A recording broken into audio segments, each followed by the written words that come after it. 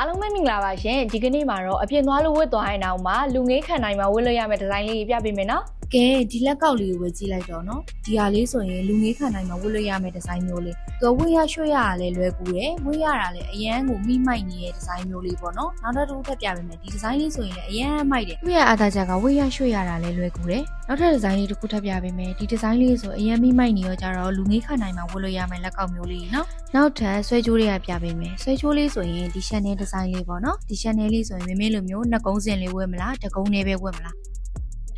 ကဲကိုမမတွေကြိုင်းငကလေးလာပြီဒီငကလေးဆိုရင် classic ဆန်တဲ့ဒီဇိုင်းမျိုးလေးနားမဝတ်ထားပြီဆိုရင်လည်းထင်းနေရပဲเนาะဒီငကလေးကဆိုရင်ဒီဇိုင်းဆန်နေဝတ်လိုက်တာနဲ့ထင်းနေပြီးတော့မှအခုမမေပြပေးတဲ့ဒီဇိုင်းလေးတွေအကုန်လုံးကလူငယ်ခံနိုင်မှာဝတ်လို့ရမယ့်ဒီဇိုင်းမျိုးเนาะကဲဒီလိုမျိုးအခောက်ရွှေဒီဇိုင်းဆန်းလေးမှာကြိုက်တဲ့သူတွေအတွက်မင်းတို့ရဲ့မြန်မာရွှေရနာဆိုင်ခွဲတိုင်းမှာဝယ်ယူအားပေးလို့ရပါပြီရှင်